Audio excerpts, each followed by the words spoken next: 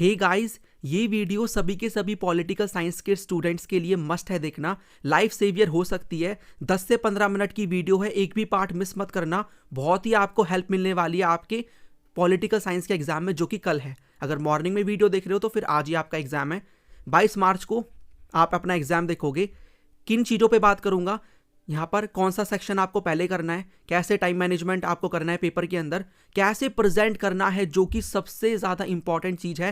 Paper presentation पे बात करूंगा। यहाँ पर आपके बेसिकली मार्क्स अच्छे आते हुए भी कम आ जाते हैं क्योंकि आपको प्रेजेंट करना ही नहीं आता, राइट। और लास्ट में बात करूंगा कुछ कॉमन मिस्टेक्स के बारे में जो कि बच्चे करते हैं, जिनकी वजह से मार्क्स कट हो जाते हैं। तो शुरू करेंगे विदाउट एनी डिले। 2 प्रकार के आपको बच्चे मिल जाएंगे। एक तो ये है, इसका मैं नाम दूंगा स्टूडेंट ए, और ये स्टूडेंट बी है। अब ये जो ए स्टूडेंट है ना, ये इतना खास नहीं है पढ़ने में, ठीक है, खास नहीं है, बट इसने पेपर प्रेजेंटेशन पे ध्यान दिया है। इसे पता है कैसे प्रेजेंट करना है। बेसिकली इसने ये वाली वीडियो देखी है और इसको पता है कैसे प्रेजेंट किया जाता है। ज़्यादा ना पढ़ते हुए भी इसके अच्छे खासे मार्क्स आ जाएंगे। इसने जितने एक्सपेक्ट भी नहीं किए थे उससे ज़्यादा ही आ जाएंगे। दूसरा, ये बच्चा सारा सिलेबस करके गया है, पेपर प्रेजेंटेशन पे ध्यान नहीं दिया इसने। इसे पूरा पता ही नहीं है, पूरी स्ट्रैटेजी तैयार ही नहीं है इसकी कि कल वो पेपर कैसे करके आएगा। तो आप देखोगे इसके पेपर में कुछ ना कुछ मिस्टेक हो ही जाएगी, राइट। और कहीं ना कहीं ये कमी करके आ ही जाएगा, जो कि फिर रिफ्लेक्ट होगी उसके आंसर शीट में, एंड ही और she will get less marks जितने उसने एक्सपेक्ट किए हैं। तो कैसे आपको इन चीज़ों को करना है, यू विल फाइंड हमें आपका ये जो पॉलिटिकल साइंस का एग्जाम है कल, यू विल फाइंड 5 यहाँ पर sections, you will find there 5 sections आपको मिलेंगे। आपको कैसे करना है, देखो सेक्शन वाइज सेक्शन हम देखेंगे। 3 आवर्स आपको मिल जाएंगे, ये बात आप जानते हो। 80 मार्क्स का आपका एग्जाम होता है और 5 सेक्शंस आपको मिलेंगे, A B C D and E। 30 questions. पहले तो जब आपको आपका क्वेश्चन पेपर दिया जाएगा उस टाइम पे आपको रीडिंग लगानी है। 15 मिनट्स मिलते हैं ना। रीडिंग में आपको प्रॉपर तरीके से देखना है कि कौन सा मैप है, कौन सा कार्टून दिया है और कौन सा सोर्स बेस्ड जो आया है वो किस चैप्टर से है। 6 मार्क के क्वेश्चन देख लेना, और 6 मार्क के क्वेश्चन में जो भी आपको चॉइसेस मिलेंगी उनमें उसी टाइम पे सिलेक्ट कर लेना कि आप कौन सा करने वाले हो। यानी उन 15 मिनट्स को, 15 मिनट्स को आपको प्रॉपर तरीके से यूटिलाइज करना है। This is very important. उसके बाद आपको चलना है अपना सेक्शन नंबर ए की तरफ।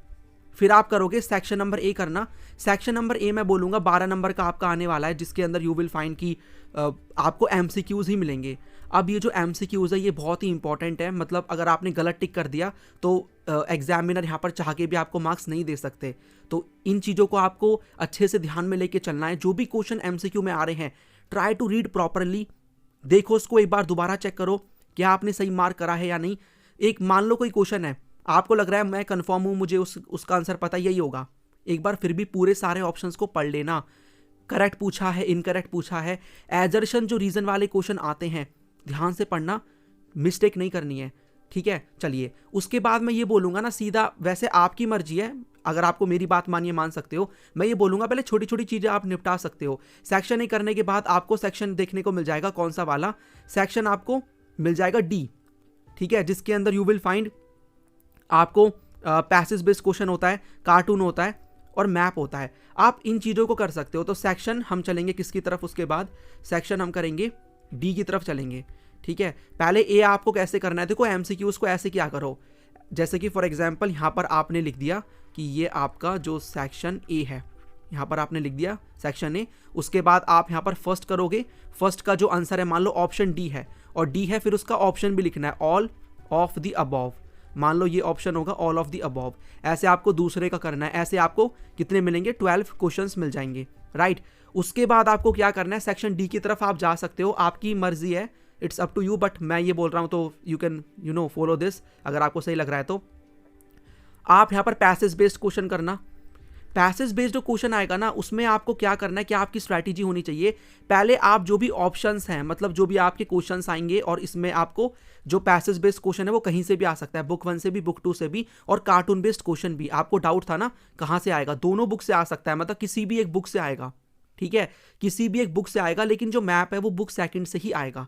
ये बात याद रखना, ध्यान में रखना है आपको। अगर आपने बुक 1 के कार्टून्स नहीं करे हैं तो कर लो। मैं आपको CBSE का यहाँ पर ये स्क्रीनशॉट अटैच कर देता हूँ वीडियो में, आपकी स्क्रीन पे आ रहा होगा, देखो यहाँ पर साफ साफ लिखा है कि किसी भी बुक से आ सकते हैं। कार्टून बेस्ड क्वेश्चन और source based question. Source based question आप करोगे, और जब आप सोर्स बेस्ड क्वेश्चन करोगे तो आपको पहले जो भी क्वेश्चन है उनको रीड करना, उसके बाद ना ये एमसीक्यू फॉर्मेट में आएगा। एमसीक्यू फॉर्मेट में तो फिर आपको एमसीक्यूज लगा देने हैं, जो कि आप आराम से कर ही लोगे। अगर आपका चैप्टर तैयार है, आराम से आपका ये जो है क्वेश्चन कन्वर्ट हो जाएगा प्रॉपर तरीके से। बस आपको पहले क्वेश्चंस को रीड करना है, फिर आप जो सोर्स है उसको रीड करना, आराम से आपको आंसर मिल जाएंगे। उसके बाद आपका आता है कार्टून। तो आप कार्टून के अंदर क्या करोगे, पहले कार्टून को अच्छे से देखना, और अगर आपने उसकी प्रैक्टिस करी है तो आपको पता ही होगा, आराम से आप क्वेश्चंस के आंसर्स को कर लोगे। टू द वर्ड लिखना है इसमें, टू द पॉइंट, ठीक है, टू द पॉइंट ही आपको लिखना है प्रॉपर तरीके से। कोई इसमें आपको ज़्यादा डिटेल्स में लिखना नहीं है कार्टून बेस्ड क्वेश्चंस के अंदर। कार्टून को अंडरस्टैंड करना, क्या क्वेश्चन पूछा है उतना ही आपको आंसर देना है। कभी भी डायरेक्ट आंसर मत लिखा करो। मान लो इसमें पूछा है कि ये लेडी कौन है कार्टून में, आप सीधा लिख रहे हो इंदिरा गांधी, तो ऐसे नहीं लिखना है। आप ना सीधा मत लिखा करो। लिखने का बेस्ट तरीका यही है, पहले ये लिखो कि the lady in the cartoon is Indira Gandhi, our prime minister, former prime minister Indira Gandhi, ऐसे करके, राइट। चलिए, कार्टून भी आपका हो जाएगा। उसके बाद मैप करना है। मैप की मैंने वीडियो अपलोड करी है, आई होप आपने देखी होगी। मैप तो आपके लिए बहुत ही ईजी हो जाएगा। कोई भी 3 क्वेश्चंस में अगर आप एकदम कॉन्फिडेंट हो तो एक क्वेश्चन तो आपका आराम से हो जाएगा, जो कि बचा हुआ रहेगा। तो 4 नंबर का मैप है, ये तो आप 5 मिनट के अंदर ही कर लोगे, ठीक है। तो ये चीज़ आपको करनी है, और इसमें मैं बोल रहा हूँ इन दोनों सेक्शंस को लेकर आप ना 1 घंटा दे दो। ये मैं आपको टाइम मैनेजमेंट बता रहा हूँ, वो कैसे, तो एक बार कलर चेंज कर लेते हैं पेन का। देखो, ये आप 20 मिनट्स में कर लेना एमसीक्यूज। उसके बाद पैसेज बेस्ड क्वेश्चन आप कर सकते हो 10 मिनट में, मैं ये मान के चल रहा हूँ, इससे भी कम का वैसे टाइम लगेगा। कार्टून यहाँ पर 10 मिनट्स में, और मैप तो 5 मिनट में हो जाएगा। अगर आपने अच्छे से पढ़ा है ना मैप, तो ऐसा थोड़ी ना कि आप लेके बैठे रहोगे, लेके बैठे मत रहना। जितना आता है उतना करना, फिर नेक्स्ट की तरफ चले जाना। तो ये आप देख सकते हो कितने मिनट्स हो रहे हैं, 20, 10, 30, 40, 45। 45 में आप यहाँ पर 15 मिनट ना लास्ट के लगा दो, जो कि आप रिवीजन करोगे, तो 1 घंटा आपका ये वाला हो जाएगा। उसके बाद आपको करने हैं 2 नंबर के क्वेश्चन। 2 नंबर के क्वेश्चन करोगे, यानी आप चलोगे किसकी तरफ, सेक्शन नंबर बी की तरफ। आप जाओगे सेक्शन नंबर बी की तरफ, और यहाँ पर आप करोगे 2 मार्क्स के क्वेश्चंस। अब ये जो 2 मार्क के क्वेश्चंस है, आपको 6 क्वेश्चंस मिलेंगे, और इनमें आप 20 मिनट दे सकते हो। टू द पॉइंट लिखना, 2 नंबर में जितना पूछा है उतना ही लिखना। और जब भी आप पॉलिटिकल साइंस का पेपर दोगे ना, ऐसा कोई क्वेश्चन आ रहा है, मान लो इंडिया चाइना के रिलेशंस के ऊपर, इंडिया पाकिस्तान के रिलेशंस के ऊपर, या फिर और भी आपको लग रहा है कि करंट अफेयर्स की चीज़ आप लिख सकते हो, या फिर लास्ट में आप एक फ्यूचरिस्टिक अप्रोच दे सकते हो कि दोनों कंट्रीज के बीच में कॉन्फ्लिक्ट है, लेकिन दोनों कंट्री बहुत ही अच्छे तरीके से काम करके फ्यूचर में रिलेशन इंप्रूव कर सकती हैं। तो आप अगर चाहो ना तो कुछ रियल लाइफ एग्जाम्पल दे सकते हो, करंट अफेयर्स की चीज़ों को भी इंक्लूड कर सकते हो, कोई भी प्रॉब्लम नहीं है, बल्कि इससे आपका आंसर अलग ही दिखेगा। तो 2 नंबर के क्वेश्चन में अगर 2 चीज़ें पूछी है 2 लिख दो, 4 ऑर्गन्स पूछे हैं तो 4 लिख दो, मतलब अकॉर्डिंग टू द क्वेश्चन आपको लिखना है। और मैं कहूँगा 2 पॉइंट सही रहेंगे, मतलब क्वेश्चन में अगर नहीं मेंशन है कि स्पेसिफिकली कि कितने पॉइंट्स लिखने हैं, तो 2 पॉइंट्स लिख दो, टू द पॉइंट लिखो, कोई इंट्रोडक्शन नहीं, कुछ नहीं, कोई फ्लो चार्ट नहीं, मार्क्स मिल जाएंगे। अब यहाँ पर नेक्स्ट सेक्शन की बात करते हैं। उससे पहले आप टाइम देखो, आप यहाँ पर देखोगे हमने कितनी मिनट्स यूटिलाइज कर ली हैं। रिजिड इतना नहीं होना, ऐसे ही करना है, थोड़ा आगे पीछे चलेगा। बस एक मैं आपको बता रहा हूँ कि इतने टाइम में ये सेक्शन कर लोगे तो आपका पेपर में एक भी क्वेश्चन नहीं छूटेगा, ठीक है। तो इसमें हमने 60 कर दी मिनट्स, इसमें 20 मिनट्स हो गई, तो ये हमारी 80 मिनट्स हो गई। और हमें कितना टाइम मिलता है, 6 3 = 18, यानी हमारे पास अभी 100 मिनट्स हैं जिनको हम यूटिलाइज कर सकते हैं।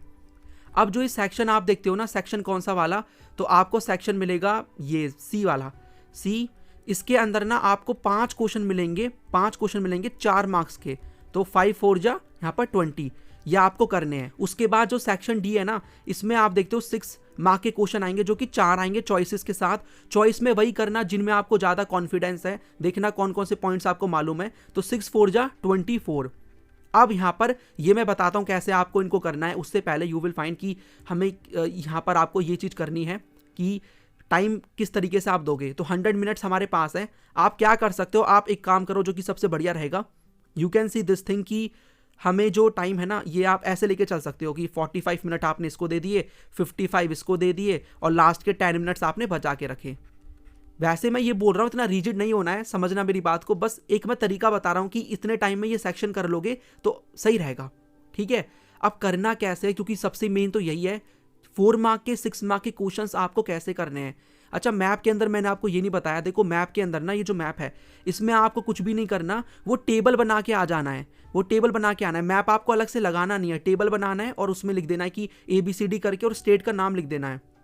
पहले आप सीरियल नंबर डालोगे, मैंने वीडियोस में सब एक्सप्लेन किया हुआ है, और उसके बाद स्टेट डालोगे यहाँ पर, फिर यहाँ पर आप मतलब यहाँ पर ABCD अल्फ़ाबेट, यहाँ पर स्टेट हो जाएगा आपका, ये वाला स्टेट, यहाँ पर स्टेट हो जाएगा, यहाँ पर आपका अल्फ़ाबेट और यहाँ पर सीरियल नंबर। इस तरीके से मैप करना है, वो टेबल ही बनाना है, 4 नंबर आपको आराम से उसके मिल जाएंगे। अब यहाँ पर सेक्शन C और D की बात करते हैं, तो देखो यहाँ पर मैं आपको एक्सप्लेन कर देता हूँ।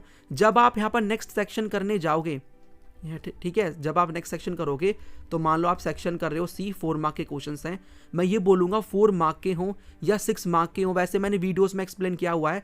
सबसे बेस्ट तरीका यही है जिसमें बच्चे मिस्टेक करते हैं, आप प्रॉपर तरीके से आंसर लिख के ही नहीं आते हो। आपको ना पहले एक बेसिक सा छोटा सा इंट्रोडक्शन लिखना है। लेट्स से एक क्वेश्चन यहाँ पर आ रहा है कि यूरोपियन यूनियन कैसे एक इन्फ्लुएंशियल ऑर्गेनाइजेशन है, उसका इन्फ्लुएंस बताओ। आप डायरेक्टली इन्फ्लुएंस के ऊपर मत जाओ।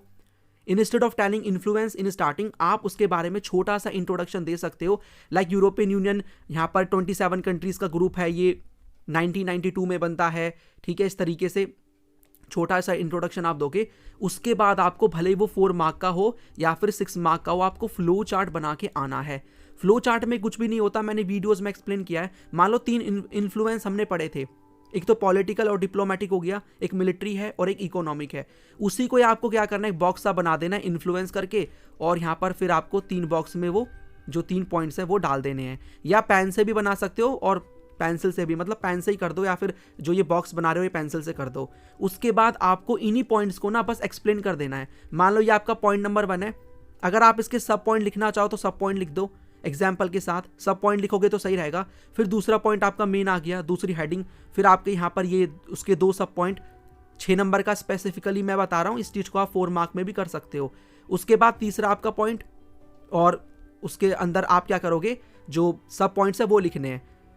आंसर पॉइंट्स में लिखना, पैराग्राफ में मत लिखना, और 6 नंबर का लगना चाहिए, 4 नंबर का लगना चाहिए। सबसे बड़ी मिस्टेक यही होती है, आप लोग ना प्रॉपर इंट्रोडक्शन लिखते हो, ना फ्लो चार्ट बनाते हो, और आंसर को पैराग्राफ में लिखते हो। आंसर को पॉइंट्स में लिखना है अच्छे से, और जितने ज़्यादा आप एग्जाम्पल वगैरह दे सकते हो कंट्रीज़ के, या फिर जो भी आपको लगता है कि हाँ उस आंसर के अकॉर्डिंग एग्जाम्पल देना सही रहेगा, एग्जाम्पल दे के आना। और पॉइंट्स में नीट एंड क्लीन तरीके से आपको लिखना है। जो भी आपको लग रहा है इंपॉर्टेंट कीवर्ड्स हैं, अगर लास्ट में जो हमने 10 मिनट्स बचाए हैं, 10 मिनट्स, उनमें आप उनको अंडरलाइन भी कर सकते हो।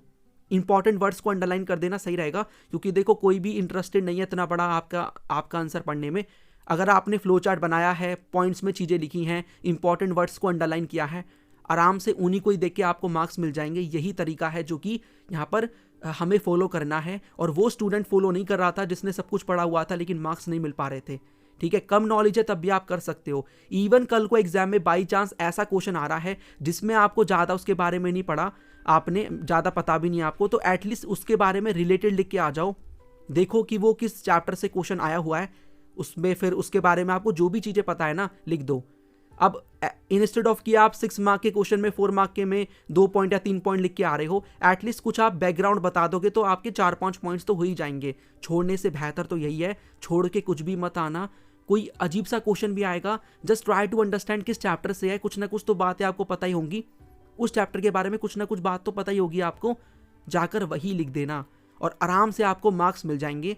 तो पेपर बहुत ही अच्छा होने वाला है। इस तरीके से सेक्शन वाइज चलना, मतलब जो भी मैंने आपको तरीका बताया, तो सेक्शन वाइज या फिर मेरा जो तरीका है कि पहले छोटी छोटी चीज़ों को कर लो और उसके बाद फिर 4 मार्क के और 6 मार्क के एंड 2 मार्क्स के, ऐसे, या फिर सेक्शन वाइज आप चल सकते हो। टाइम मैनेजमेंट बता दिया, कैसे प्रेजेंटेशन करना है वो बता दिया। बाकी इंपॉर्टेंट क्वेश्चन आंसर वाली वीडियोस में और मैप में, मतलब जो भी मेरी वीडियोस आई हैं वहाँ पर मैं प्रेजेंटेशन का तरीका भी बता चुका हूँ, इसीलिए यहाँ पर मैंने डिटेल में बात नहीं करी है कि एक क्वेश्चन का एग्जाम्पल दिखाऊँ फिर आपको बताऊँ। चीज़ें मैं आपको ऑलरेडी बता चुका हूँ, ठीक है।